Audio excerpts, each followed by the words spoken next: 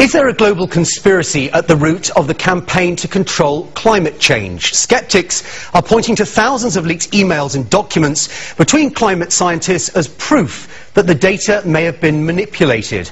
The ranking member of the Senate Environment and Public Works Committee, James Inhofe, is calling for an investigation and joins me now. Sir, good evening. What most worries you about these emails? Well, good evening, Simon. Nice to be here with you. Well, if you go back and pull up a speech I made 4 years ago in the Senate, the scientists were coming to me and saying that they're cooking the science, that the IPCC, that's the United Nations that started this whole thing, that they will only listen to people who are married to the idea that anthropogenic gases cause global warming. And so I went ahead and gave a talk. It lasted about an hour, and they can pull it up on my website, kind of predicting that this is going to happen. Sure enough, it happened.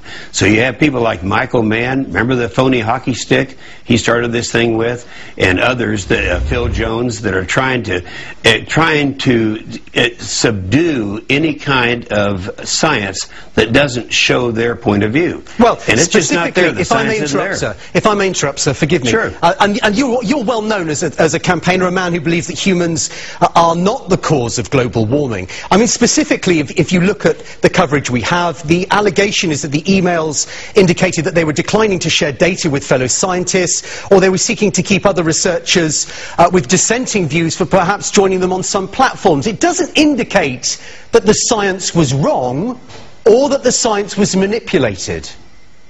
Oh, yes, it does. It shows that the science was manipulated and that some science was excluded, Simon.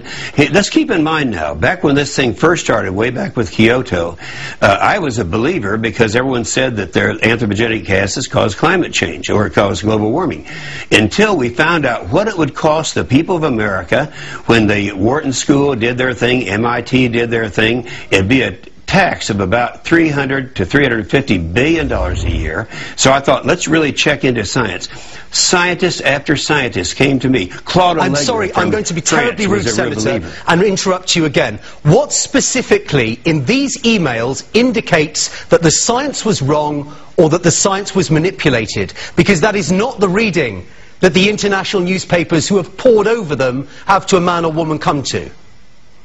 Well, what I read, Simon, was that they excluded information that was given to them by scientists like McIntyre and McKittrick. They were actually on the IPCC at one time. They quit because their views were not expressed in the IPCC reports. That's what I call manipulation, Simon. Well, they've declined to share data with... I mean, isn't there I mean, the emails are naive. They demonstrate a frustration from the limited ones that I've read, a frustration that these scientists, when they so fervently believe what they believe, cannot, in a marketing sense, get their message across. But isn't there a danger that we turn this into a witch hunt for a global conspiracy for which there is absolutely no evidence? Boy, I don't know where you come from calling it a witch hunt. I can assure you that Kudlow wouldn't.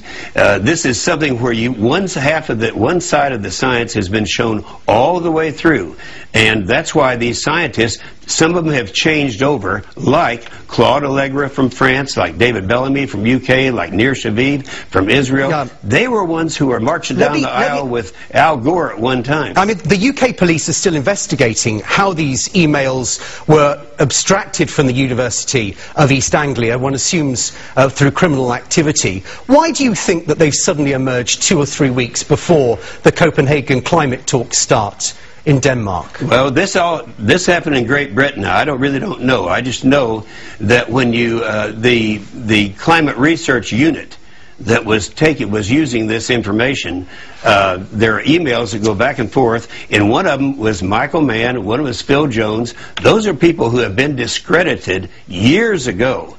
You remember the old hockey stick scam that started this whole thing? That was Michael Mann when he was in Virginia. Michael Mann is at this point President Obama's point person, as I understand it, on climate change. He has rebutted the allegations, saying, I think that people should stop considering climate research as, he said originally that there were some areas where they should not share their data, that they should not necessarily share data, and that it was a legitimate peer review process, in essence, on the way in which this was impacting on public policy. He defends that allegation. He is not a discredited man tonight, sir, is he? Oh, you're saying that the hockey stick wasn't discredited? I don't know anything. I just know that he's a senior. You didn't know anything about that? He's a senior ranking member. Yes, he of the has Obama been totally discredited in his original hockey stick theory on climate change or on global warming. We will leave it there, so sir. If he's and he's the one who actually had the memo. So Senator, in the email.